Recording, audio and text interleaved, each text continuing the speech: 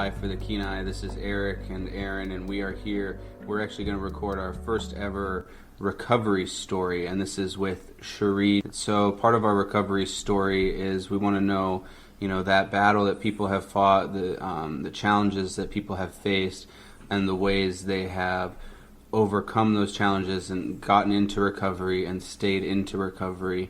And so our first person today will be Shree. So Shree, super awesome to have you here. And I know I've heard a little bit of your story, and it's very moving. Can you maybe tell us a little bit about yourself and just a little bit about your story and how you've come into recovery and all that you've overcome? This is Sharee. I was born and raised in Savannah. I used to be into figure skating and fishing. How old were you when you first started figure skating? I learned how to skate when I was like 4 or 5. Okay. I can still picture my first pair of skates. Yeah. Mm-hmm. And when you would fish, would you fish like every summer pretty much? Yeah, I pretty much lived on the river. I was always by my dad's side, trout fishing, king fishing. That's where like my happiest memories were in the summer with my dad. Yeah. It's very, except maybe for the figure skating, very Alaskan. Very sold-out and Alaskan. Yes. Yeah, and I know you recently celebrated something pretty big time, right? Yes.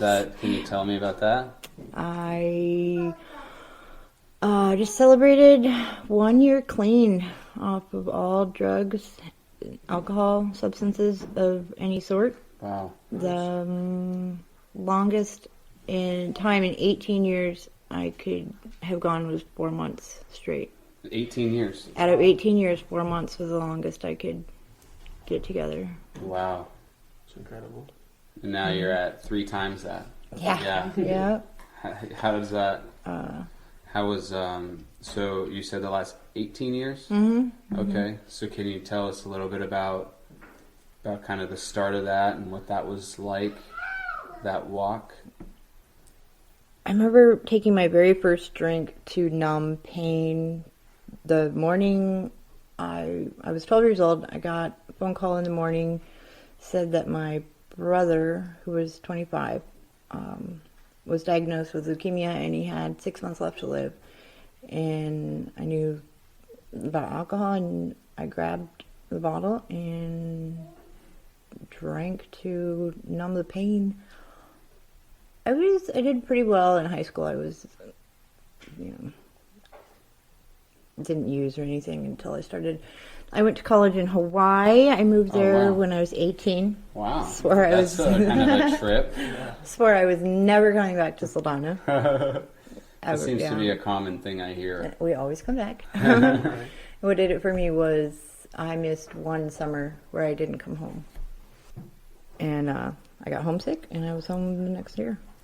Okay. But, because you did a full year in Hawaii, and then you didn't come home for the summer?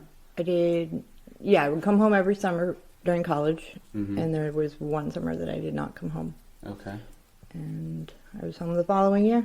Yeah. And this is where I've been. Sure. What were you going to school for? Early childhood development. Oh, wow. Early childhood education, and Hawaiian studies. Wow. Oh, nice. That's really cool. Mm. And so you came back, and in college were you using? So that's where my using started. Sure. Heavily. Freshman year, it was just drinking, having fun. By my sophomore year, it was like blackout drunk every night, give or take. Sure. Puke and rally. Yeah. Yeah. Right. Let's see. In 2003, I was 21. I got my first DUI. Okay. That was in Hawaii, and I At the time, I thought that was my bottom, so I admitted myself to residential treatment in Hawaii. Sure.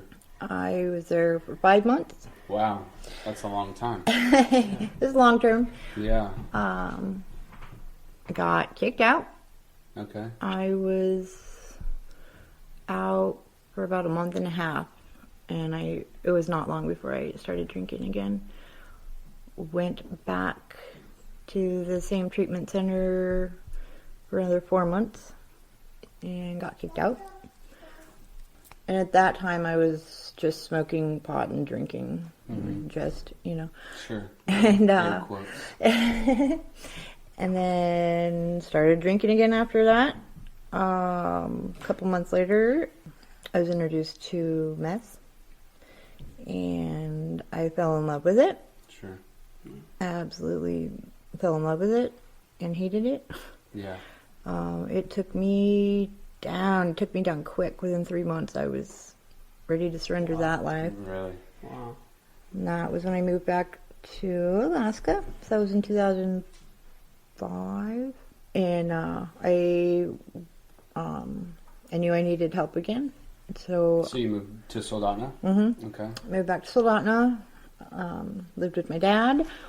And I went through the Serenity House program. I started out doing outpatient at Cicada, and then I went into residential treatment at Serenity House for 40 days, 28-day program. I was there for 40. You didn't get kicked out? I was just going to say I didn't get kicked out this time. Yeah. Nor did I do anything. Yes. Sure. Anyway, yes, nice. I completed that program. And at that point, you were probably thinking, all right, I'm good to go. Or no? Both. I was thinking, yeah, I can do this. But at the same time, I had all kinds of reservations. Like, I was 21, 22, 23. I knew I didn't want to live that way anymore, but I also constantly went through my mind was, I'm too young to quit partying. Yeah, it's kind of daunting, And then the way I looked at it was how can I live the rest of my life? Like, I have to live the rest of my life clean. Yeah. And that was too much for me to grasp. Yeah. I get it now. But at the time, it was too much to I grasp. feel for any 22-year-old that's got to be difficult. You know what I mean? Like, especially you're in that age, where a lot of your peers and a lot of your friends, that's what they're doing. I mean, I feel like that's a pretty common battle. That's got to be tough. And so after that, if you wouldn't mind, what led back in the substance again? That was always the question when I came back this time. I thought I would claim that I did good for 8 years. Sure. But by doing good for 8 years just meant getting blackout drunk sometimes and smoking pot all the time. Sure. Yeah. And then... I mean, you weren't doing meth. Or heroin, or pills, or... Yeah. So what made you kind of think, after you said 8 years, what makes you say, like, maybe I'm not doing that good? Oh, nothing. Did you kind of in the back of your mind think this isn't that good, but it'll do? It's kind of the best I can do? Does that thought cross your mind? No. I remember, I kept thinking I'm too old for this shit. Okay. I remember the last bad blackout I had. It was right before I got pregnant with my daughter, about a month before I got pregnant with her. And I was hungover for like 2 days, and it was miserable, and I was like, I'm too old for this. And then I found out I was pregnant, so I quit drinking, but still continued to smoke pot. And it was, my daughter was about 9 months old when I was reintroduced to heroin. Sure. I had tried it when I got into meth. I tried it and I didn't like it. It came into my house and I tried it again. I saw how happy everybody looked when they were on it, so I was like, I want to be happy too. So I tried it and fell madly in love with it. And it did not take long before I realized this is going to mess up my life. Really? But I still it was a whole battle of, I can't live without this, but I can't live with it. Yeah. Mm-hmm. Yeah. Yeah, that reminds me of this song lyric I heard a long time ago, and he said, I don't want what I need, but what I need hates me. Yeah. Yes, that's Kinda perfect. reminds me of that. So I used, of course, once I started doing heroin, the meth came back into the picture, and the pills everything came back into the picture. And at this point, I had 2 kids, 5 and 1, and That's overwhelming. that was not too bad. Okay. And then my addict thinking told me that, I'm a better mom when I'm high, because I can get more done, and I'm more... A little nicer. yeah, I see now that that's not Sure. the case. Yeah. And 3-4 years later, I got pregnant with my 3rd child. He's 2.5 now, and that was when I was ready to quit, like just ready to quit. So I went to my midwife. I went to the doctor. I got prescribed Suboxone, opiate blocker. Supposed to be opiate blocker. I got on that, and I still continued to use off and on during my pregnancy. And like that, I had so much guilt and shame. Yeah. When my son was born, OCS came into the picture, and I knew they were going to, because I was prescribed Suboxone, and they knew that I had used during my pregnancy on occasion. So they came into the picture. Shortly after baby was born, he showed a few signs of withdrawal from the Suboxone. They interviewed me, the dad, and my family members. We passed clean UAs, and that was a closed case. Must have been less than a year.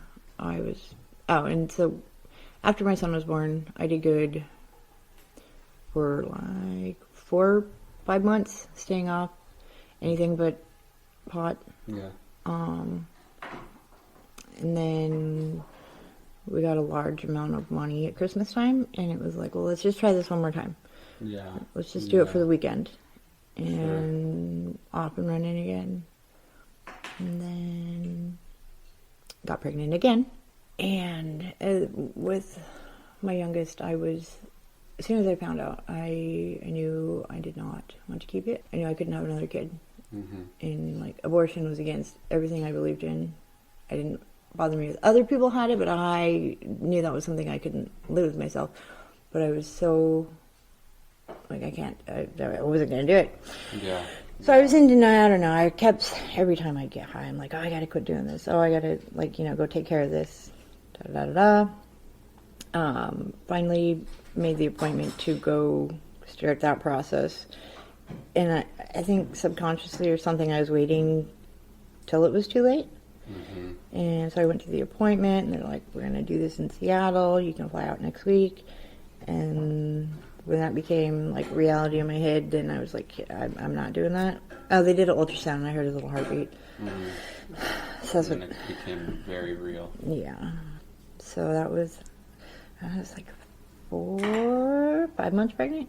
And so I kind of feel like I missed half my pregnancy because I was in denial about it, and then I was like, okay, I'm pregnant, let's do something about it. Got back on Suboxone. Still couldn't stop using. Yeah. It's just, I couldn't, and, husband was in and out of jail for his own drug use. We'd been living in 2-bedroom apartments for the last 10 years or so. Had family help us get into this house, put a lot of money down, and we finally had our own home. Yeah. And it was huge. It was a 2-story house. Wow. 4 or 5 bedroom. It could have easily been turned into a duplex. Sure.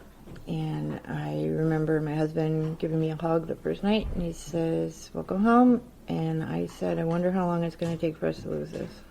And I know, right? You said that to him? Mm-hmm. Oh, wow. 13, 14 months later, we got the foreclosure. apparently they don't like it when you make one mortgage payment in a year. Yeah. Yeah. And that was hard. That was difficult.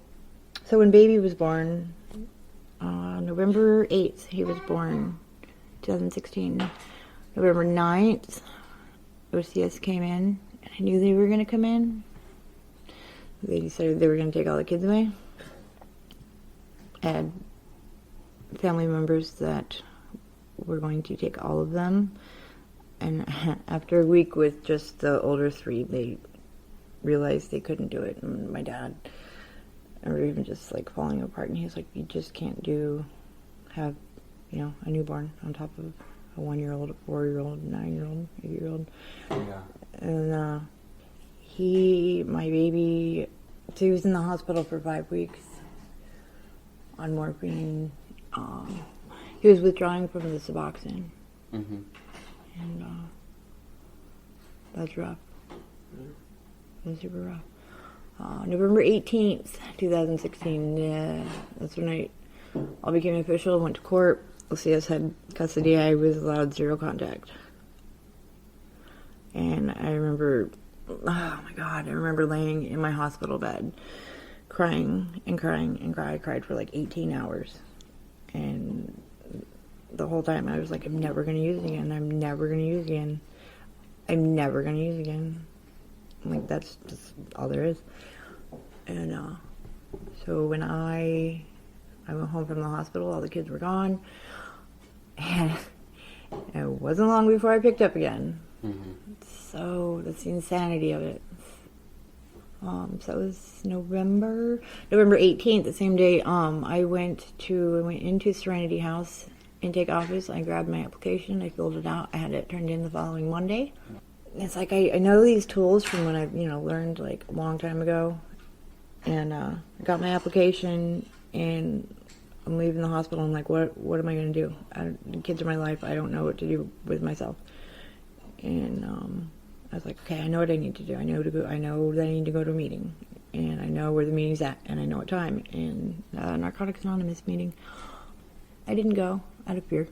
Mm-hmm. It was about the beginning of February 2017. I don't know. I just finally I can't do this anymore. I got to get my kids back. I got to do what it takes, whatever it takes. And I was trying to get into Serenity House too, and they wouldn't let me into the house or even their outpatient program without being off Suboxone.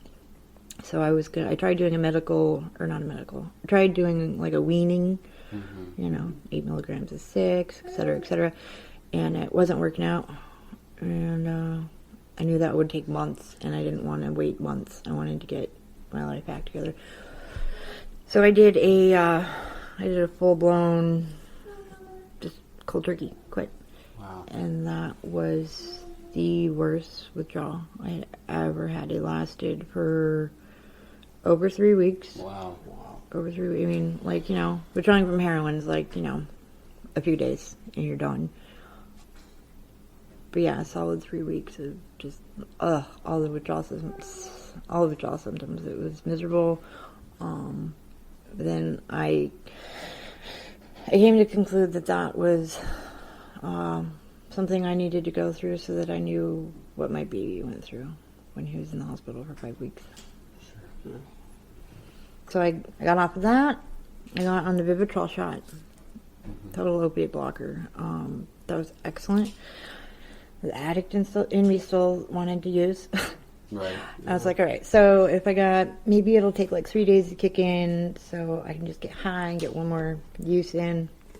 It didn't work. Yeah. But I tried. Yeah. My clean date was February 19th, 2017. I started going to outpatient at Serenity House. I got into the residential treatment house March 25th. I was there for 7 weeks. A lot of intense therapy, group therapies, and they showed me the way back to recovery. It was cool because when I got clean in February, it was like there were still people using in my house that I was living in. I was like, I can't. Yeah, that's and impossible. and so I started It's hard enough. I started going to meetings. I found an old friend on Facebook that I had gotten clean with 13 years ago here. And I sent her a message. I'm like, you still do the recovery thing? And she's like, yeah. I was like, can you take me to a meeting? I just need help getting in the door. So she came and she picked me up and took me to a meeting. Walking in felt like I was home again. Nice. And it was super inspirational because there was a handful of people that were still clean that were around 13 years ago when I had got clean the last time. And at this moment, it kind of sounds like you're having that 22-year-old moment again.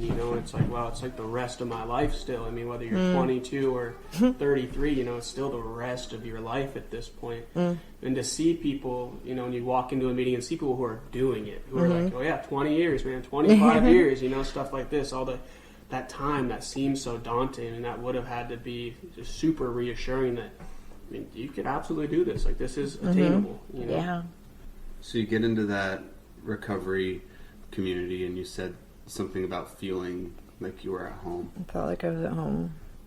It seems like, community is this idea of, a group of people that are somewhat there for each other, not just that share like a same, physical space, but community to me, like, has a ring of togetherness, I suppose. And I feel like there is like a recovery community. Absolutely. So you get home to your recovery community, and what is that like? I found hope again. Sure. And when I saw the other people being clean, it gave me back faith. The hope is the biggest one after feeling hopeless for so long. And, getting to that point where you want to die, where I wanted to die. The cool thing coming around this time was I knew I was already familiar with the programs, the Narcotics Anonymous, the Alcoholics Anonymous, and I had sort of given it a try, and so I knew, I definitely knew what didn't work. Yeah. And what were some of those things? Doing things my own way. Sure. Living with people who were using. Yeah. Did you have to kind of make a new friend group, or did you have to really immerse yourself in the recovery community? I did. That's what helped me stay clean that first while. Yeah. Kind of not having because I imagine, people get into the recovery community, but there's a part of that, for lack of a better word, maybe that the using community that also is pulling on you too, right? And you can't really have your foot in both camps, but that's a thing, right? Yep. Right before my baby was born, baby David, right before he was born, I had pretty much cut ties with my using community. I just had probably one or two friends that I would hang out with, and pretty much I just isolated myself.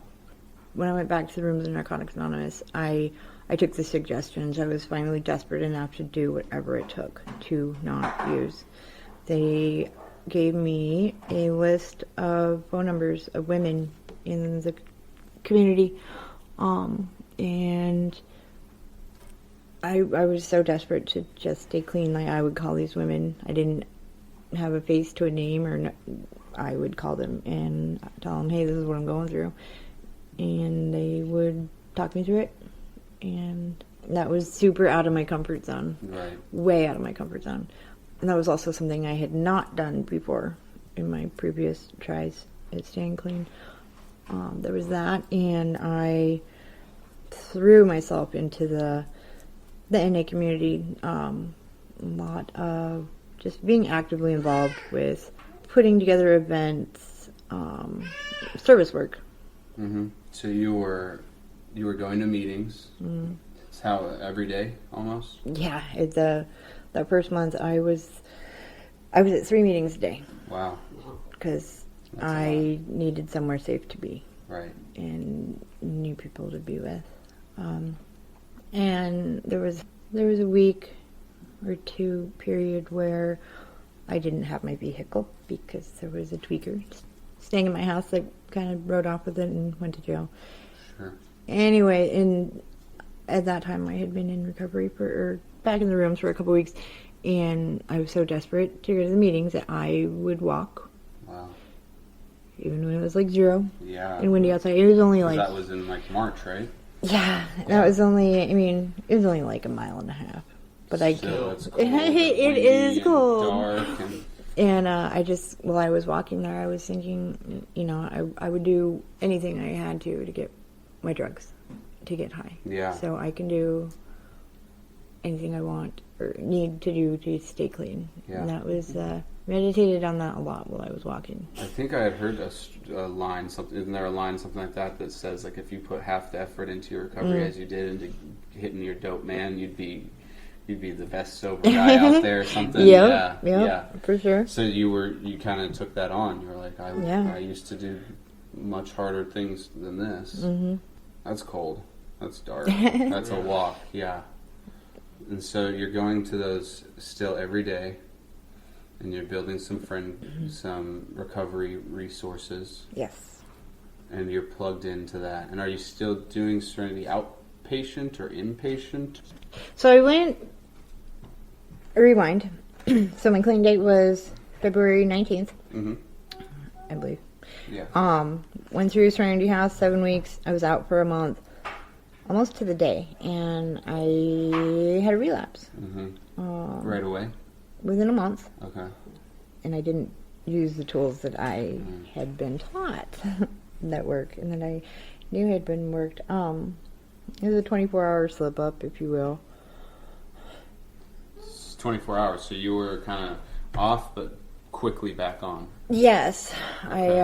It was like 4 days later, and I had a good friend, Jennifer Waller. She helped me get back into Serenity House the day that I admitted I had relapsed. I was there that night, and it was very, I don't even know the word, humbling maybe, or something, to go back in the house when I'd been out for only a month. Super grateful for it, though. The plan was to only be there for 2 weeks. I was there for another 5. Okay. I dug a lot deeper. Yeah, for sure. Did a lot more healing. So now my new clean date is 6/17/17, and haven't used since then.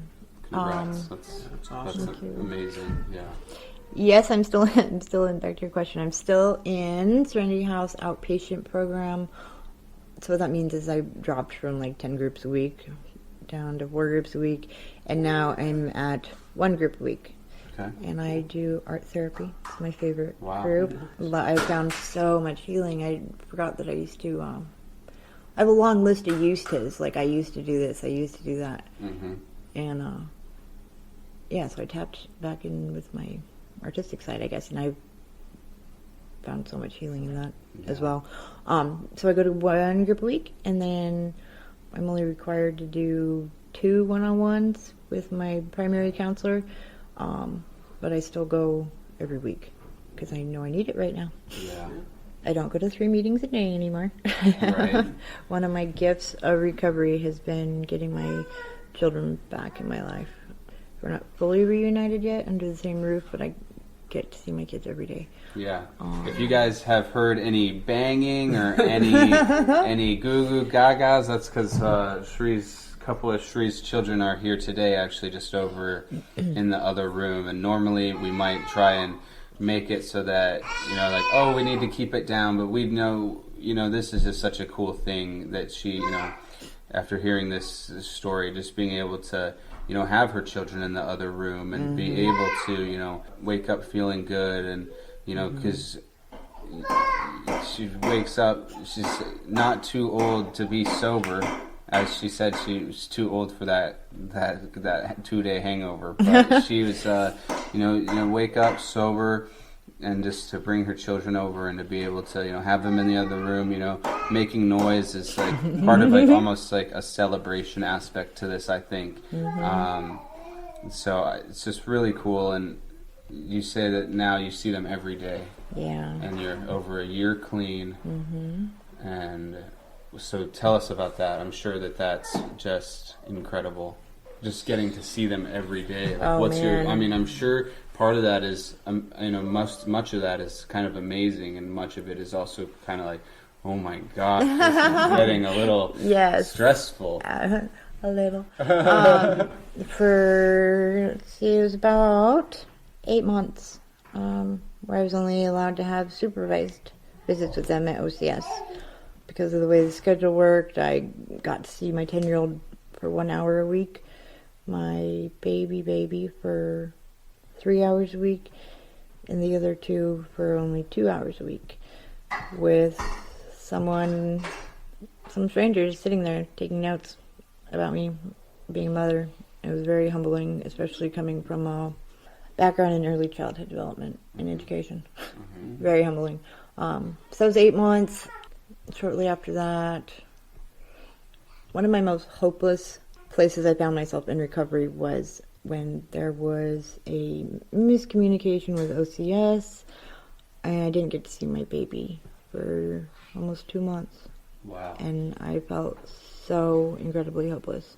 Mm-hmm. Fortunately, that was when I was in Serenity House the second time, so they helped me walk through that, but it's definitely hopeless. So by September, I was able to get them unsupervised visits. I was worried my baby would not know who I was, and that was like a huge fear. And it wasn't long. Like by fall, he'd come to the place where we'd visit, and he'd pull in the parking lot, and he'd say, "Mama," and he knew who I was. It was super exciting. Yeah, awesome. That was it's one of those moments of joy. Joy has been my word of the year. Like, this is pure joy. Like, happy doesn't even describe it. Right. So it was one of those joy moments. They slowly bumped my visits up with baby David, from 4 hours a week to 12 hours a week, and now I have him 40 hours a week. Wow. Nice. And the other... Wow, that's awesome. Unsupervised. Yeah. Nice. Do whatever I want. Yeah. Super cool. And the older three I see every day. Great. I knew things were going to be happening in our, my kids' and I's life, and I wanted to like embrace myself, if you will, as much as I can. So once they started school, I wanted to be there. Well, first I was trying to just get myself on their schedule and like wake up at 6. They're like not having the kids around, didn't have to get out of bed. So I would get up and then I would go to my parents' house and help get them ready for school. Mm-hmm. And I loved it. Waking up and seeing their sleepy little faces. Mm-hmm. Getting them breakfast and making their lunches and getting... I missed brushing my daughter's hair. Yeah. Yeah. It's one of those simple things that a lot of people may or may not take for granted, just the little moments you get to spend with your kids, and getting them ready for school and just stuff like that. And that kind of runs me back, to those joy moments you were talking about. And it sounds like, in the first part of this entire story, we're getting to the part I'm excited about now. Because in that first part of the story, then seems like there's so much fear involved. Absolutely. So much fear, and in your recovery, you're replacing this fear with joy. With all these nice, joyous moments, and so in the middle of your recovery, is that kind of what keeps you going? Like, is that what makes it so exciting to keep everything happening? Definitely. My biggest moments of joy come from just all the little things with the kids. Like I got to give my baby. He's 20 months now. And it was the first time I got to give him a bath. And it was it's just such a simple, like maybe silly thing, but it was just it touched my heart. And there's so many firsts that we're getting to do now. We had my first Mother's Day with him and my first birthday with him. Just so many firsts. Yeah. So you're talking about, the midst of all these joyous moments, and we're talking about this transition from fear to joy. What are the joys or what are the emotions that keep you from saying, "Oh, just one more time again"? Going back to that place that's been so hard so many times. Yeah, that like, oh, just for the weekend, or oh, we can just one more weekend. What kind of keeps that, like what Aaron said, kind of keeps that from being a reality? Does that thought ever cross anymore? I mean, a little bit, just for a day? Definitely. Okay. It definitely still comes. and I expect it to come. Yeah. For the rest of my life, whether, wherever I'm at. I thank God, like, the obsession to use has been, it's gone. But that doesn't mean that the thought doesn't still cross my mind. I get super stressed out, or I'm like, it hit like a super depressive funk for a couple days or whatever. It's like, I could just do this. I could just get high. I could just get drunk. Nobody, I play the tape through, if you will. I know that I can't have one because I can't. I'm an addict. I want more. So I think about, I use it once. Okay, I'm gonna end up using, just the weekend, turns into a week, turns into, and God only knows where I'll be, because I've done this before. And I heard, when I first came into the rooms of Narcotics Anonymous, I heard people talk about the gift of desperation. And I think that's what I was given when I lost my babies. Like, that was I'd never want to feel that again. And so when I have the thought of getting high, like, that's what I think of. I think of two things. I think of my withdrawal from my Suboxone. Never want to go through that again. And I don't ever want to be without my kids again. So it's kind of, I know, I understand now that I can't. I mean, I can, but right. I don't want to. Yeah. And it's cool. I just so I just had a birthday, like a belly button birthday, and we went camping. So this was my second birthday in a row, sober, clean. And the cool thing I noticed this time was, like, a week later, I was like, dude, I didn't even think this time, sitting around the campfire, oh man, what would be good with this is beer. Like, finally, didn't even cross my mind. Wow. That's kind of freeing. Oh, yeah. Totally. It was definitely, yeah. It's like I'm not a slave to my addiction anymore. Because that's exactly what it is. So today, what does your days look like now? How do you stay, you talked about getting into recovery, kind of getting to a place of being in it for some time, and now you're a year, but it's not over, right? No. What do your days look like now to kind of stay involved in, especially in the Soldotna, Kenai, Kisilov, the Nikiski, Peninsula area? What does your recovery look like there? So do you still go to meetings? Do you still? There we go. Yeah. So, I have kids in my life 7 days a week, which is awesome. So it's super awesome, but it's super stressful. So for me, it was coming up with a balance between, the kids need my time, and then they also need individual time, but I also need my recovery, which includes going to meetings and going to groups and going to counseling and getting some rest and self-care. Taking care of you a little bit. Yeah, that's a lot to balance. So it's trial and error, I guess, of what works, but I got, for now, kind of got basic routine down, which will change soon because, it always changes. I try to go, my goal is to go to at least 3 meetings a week. I usually go 3 meetings a week. I have a sponsor that I'm working with on our 12 steps. I try to stay in daily contact with her. Still working on building up trust, not just in general with, people. Yeah. So it was it took me a while to get to that point where I was ready to trust. But I call her every day. Something awesome I've learned too was like learning how to pray and meditate. Like when I was using, I was definitely like spiritually dead. So that's helped. Through Serenity House, like it's not just like an in-house program. They have their outpatient program too, and then that is where I've got most of my resources. That was where I got a lot of resources, and there's more out there than I ever knew of. I'm working with Kenai. They have family services program, working with Love Inc. What are some of the things that you do with Kenai? I meet with a lady there once a week, and that was a big turning point in my recovery too, because short program is designed for women of domestic violence. Sure. Mm-hmm. And it took me a while to come out of denial that I lived that way. Yeah. And not just one-sided, it was both ways. Sure. So anyway, I work with her through that. She helps me where I can. She points me in directions of other resources.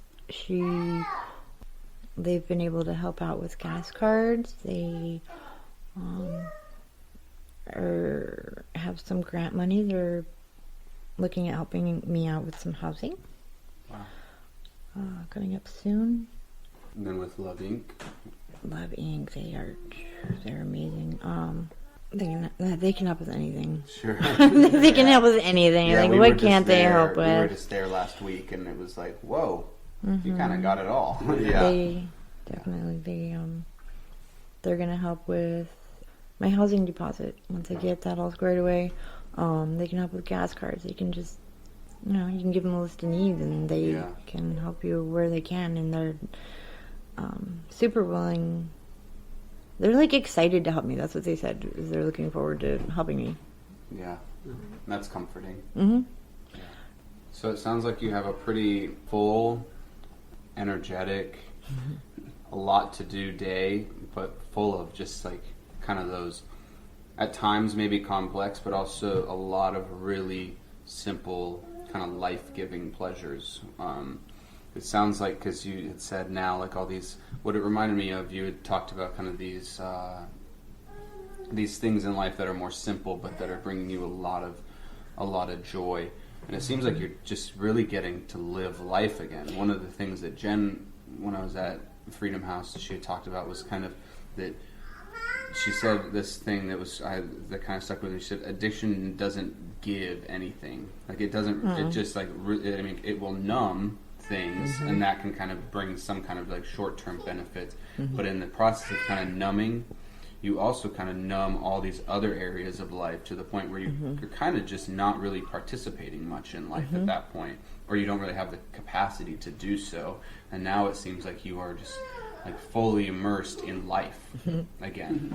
That's cool that you said that. It's like this morning driving, I was thinking, someone asked me, what is one of the benefits from recovery, and my first response was to live today, like I'm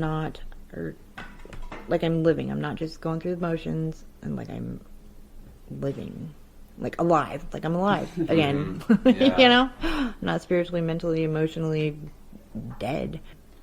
So thank you so much for sharing your story, of 18 years of, really facing a lot of challenges, and eventually through a lot of heartbreak and despair and fear, and then a turning point, and then some resources and some hope you have found again. You went from, as you said, somewhat dead for a long time in ways to now like fully alive, and it's just so cool to hear that story of restoration, and it's so cool to hear all of the great things that are still happening in your life and that you're being able to look forward to. And we thank you so much for being our very first recovery story. Yeah, Aww. Very first one. Oh, wow. Thank you. And so this is, unless you guys have some last words. Oh, no, yeah. Shree, thank you very much for coming down. I mean, it was good. Yeah, I think we did well today. Yeah. A very nice story about, turning all that fear into joy, and really, really just fully experiencing life again. It was really nice to hear.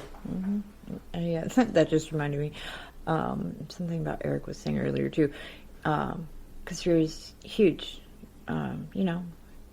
fear of the things that happened in the past and fear of the future. And something I've heard many times is if you got 1 foot in the past and 1 foot in the future, then you're just pissing all over yourself. Well, there's other versions too, but there's anyway. Yeah. Mm-hmm. Life is good today, Thank you. even on the rough days.